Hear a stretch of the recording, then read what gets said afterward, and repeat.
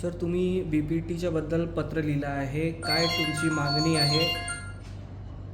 काय मागणी आहे? काय बोलणार तुम्ही? असे बघा, मुंबई शहरामध्ये झोपडपट्ट्या या मोठ्या प्रमाणात आहेत. आपण धारावीवर सगळं पाहतोच आहेत, पुनर्वसन प्रकल्प. त्यातल्या अनेक झोपडपट्ट्या या खाजगी जशा असतात तशा सरकारी जमिनीवर पण आहेत. आणि म्हणून त्या सरकारी जमिनीवर असलेल्या झोपडपट्ट्यांचं आम्ही जरी झोपडपट्टी सुधारणा कायदा किंवा योजना आणली, त्यांचं कोण करणार?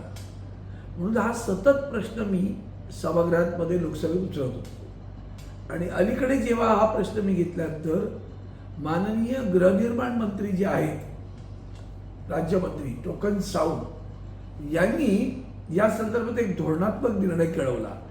आणि त्या निर्णयामध्ये त्यांनी असं म्हटलं की केंद्र सरकारच्या, राज्य सरकारच्या किंवा आणखीन सार्वजनिक उपक्रमांच्या जमिनीवर जर झोपडपट्ट्या असतील किंवा मोडकळी झालेल्या इमारती असतील तर त्यांचं पुनर्विकास, पुनर्वसन आहे त्या जागेवर करावं. मग त्यांच्या लक्षात आलं की प्रत्येक ठिकाणी तसं करता येईल असं नाही. म्हणून त्यांनी एक सुधारणा सांगितली की ठीक आहे, तुम्ही या संदर्भात एखादी जागा घेऊन या सगळ्यांचा पुनर्विकास करावा. यासाठी तुम्ही तुमच्या खात्याअंतर्गत अशा प्रकारची योजना आखावी. राज्य सरकारला त्याच्या संदर्भात सुद्धा भूमिका घेता येणार आहे, कारण शेवटी लँड हा जो विषय आहे, रिव्हेन्यू हा जमिनीचा विषय हा राज्य सरकारचा आहे. म्हणून मी आदरणीय मुख्यमंत्री श्री देवेंद्र फडणवीस यांना भेटून केंद्र सरकारच्या टोकन साऊंनी दिलेलं पत्राची प्रतच जोडली होती. आता घडतंय असं की या संदर्भात पावलं उचलली जातील, त्याला काही तातडी दुसऱ्याशी होतं असेल तर भाग नाही. दरम्यान मुंबई पोर्ट अथॉरिटीने त्यांच्या जमिनीवर असलेल्या झोपडपट्ट्यांना, काही झोपडपट्ट्यांना तोडण्याचे आदेश दिले, नोटिसा दिल्या. बरं, या किती वर्ष, 50 वर्ष, 60 वर्षाच्या झोपडपट्ट्या आहेत, काल नाही झाली. त्याचे सगळी कागदपत्र, पुरावे सगळे आहेत त्यांच्याकडे. असं असतानाही पोलिसांचं सहकार्य घेऊन 12-13 तारखेला आम्ही दारूखान्यातील झोपडपट्ट्या तोडू. म्हणजे काय? एक तर याचा अर्थ तुम्ही केंद्र सरकारनं दिलेल्या आदेशाला किंवा मार्गदर्शनाला मानत नाही.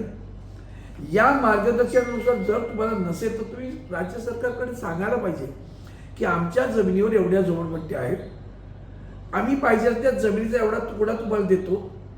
त्या तुकड्यावर, कारण घर बांधणी हे आमचं काम नाही आहे, आम्ही जहाज शिपिंगवरचे आहोत. किंवा पब्लिक सेक्टरचा विचार करतो, LICच्या इमारती, त्यांचे बांधकाम करणं काम नाही आहे. किंवा आणखीन BRCच्या जागेवर झोपडपट्ट्या आहेत, रेल्वेच्या जागेवर झोपडपट्ट्या आहेत.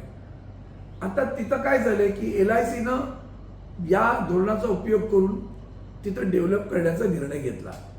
असाच निर्णय BPTने घ्यायला पाहिजे. ते न घेता त्या तोडा. एका बाजूला राज्य सरकारचा कायदा म्हणतो की या झोपडपट्ट्यांना आम्ही 2011 पर्यंत सगळ्या झोपडपट्ट्या नियमित केल्या, ते म्हणतात तो आम्हाला लागू नाही. म्हणून त्यावर हा तोडगा काढला गेला. आणि हा तोडगा त्यांनी स्पष्टपणे दिलेला आहे. त्यांनी असं म्हटलंय, as per the scheme guidelines, central state government had land owning agencies including central state public sector undertaking, सार्वजनिक उपक्रम, मे ऑल्सो अंडरटेक, बघा घेऊ शकतात, इन सिटू म्हणजे आहे त्या जागेवर, slum redevelopment on there land, त्यांच्या जागेवर ते करू शकतात. अंडर AHP म्हणजे जो हाऊसिंग प्रोजेक्ट आहे, vertical of PMAY, Pradhan Mantri Awas Yojana, urban state urban union territories UTs may propose redevelop, propose करू शकता तुम्ही, रिडेव्हलपमेंट और in situ improvement project for tenable slums having dilapidated building located on government ULB and public land. आता इथे तितकं स्पष्ट सांगितल्यानंतर सुद्धा आजही या घरांच्या संदर्भात राज्य सरकार पण पुढे काही पावलं उचलतं असं दिसत नाही आहे. आणि म्हणून माझी आपल्याला विनंती, खास करून दोघांना खास विनंती आहे, माननीय राज्याचे मुख्यमंत्री देवेंद्र फडणवीस साहेब, आपणच याच्यात लक्ष घालणं आवश्यक आहे. वंदनीय हिंदू हृदय सम्राट शिवसेना प्रमुख बाळासाहेब ठाकरे यांचं हेच स्वप्न होतं की गरिबाला पक्क घर द्या आणि झोपडपट्टी मुक्त मुंबई करू आपण. म्हणून त्यांनी SRND स्लम रिहॅबिलिटेशन झोपडपट्टी पुनर्विकास योजना त्याची योजना आणि ती आजही सुरू आहे. त्या योजनेचा आणि प्रधानमंत्री आवास योजनेचा लाभ घेऊन यांचं पुनर्वसन करता येईल. राहिला प्रश्न जागेचा. आता ज्यांच्याकडे जागा आहे त्यांना सांगा तुमची जागा आम्हाला थोडी द्या, आम्ही बांधू. कळलं का? तर ते करण्यासाठी राज्य सरकारनं पुढाकार घेतला पाहिजे. दुसरी गोष्ट, राज्य सरकारनं आणखीन एक केलं पाहिजे. जिथं जिथं केंद्र सरकारच्या जमिनीवर झोपडपट्ट्या आहेत किंवा सार्वजनिक उपक्रमांच्या, त्यांना राज्य सरकारने कळवलं पाहिजे यापुढं आमच्या नियमानुसार 2011 पूर्वीच्या कुठल्याही झोपडपट्ट्यांना आपल्याला हात लावता येणार नाही. त्यांचं पुनर्वसन करण्यासाठी आपण आमच्याकडे एक प्रकल्प पाठवा, आम्ही त्याच्यामध्ये साधक बाधक विचार करू, राज्य सरकारकडून तुम्हाला मदत करू. अशी भूमिका राज्य सरकारनं घ्यायला हवी आणि तोपर्यंत यांनी हात लावता कामा नये. म्हणून माननीय पोलीस आयुक्तांना सुद्धा या निमित्ताने विनंती करतो, आपणही निर्देश द्या, आपणही निर्देश द्या आपल्या सगळ्या पोलीस ठाण्यांना की कोणीही आपल्याकडे असं संरक्षण मागितलं की आम्हाला झोपड्या तोडायचं संरक्षण द्या, अनधिकृत बांधकामांना पाठिंबा द्या नाही. अधिकृत सरकारच्या योजनेनुसार जे काही अधिकृत आहेत त्यांच्या घरांना संरक्षण देण्याची योजना आहे आणि त्यांना पुनर्विकास करण्याची योजना. म्हणून आपल्या सर्व या माध्यमातून विनंती करतो की तातडीनं पोलीस आयुक्तांनी सुद्धा अशा प्रकारचं संरक्षण यांना देता का. पण त्यांना विचारा की ह्या झोपड्या जर जुन्या आहेत तर तुम्ही यांच्या पुनर्विकासासाठी किंवा पुनर्वसनासाठी कोणती योजना आणली आहे, तर आम्ही तोडतो. तुम्ही घरं बांधण्यासाठी जात नसतील तर गोष्ट वेगळी आहे ना. म्हणजे एका बाजूला पक्क्या घराचा माननीय पंतप्रधान एक योजना आपण वचनबद्ध होत आहेत की नाही माझ्या देशातील प्रत्येक घराला पक्कं घर मिळालं पाहिजे, आणि दुसऱ्या बाजूला तुम्ही त्यांना उद्ध्वस्त करण्याचं काम करता. हे कसं चालेल?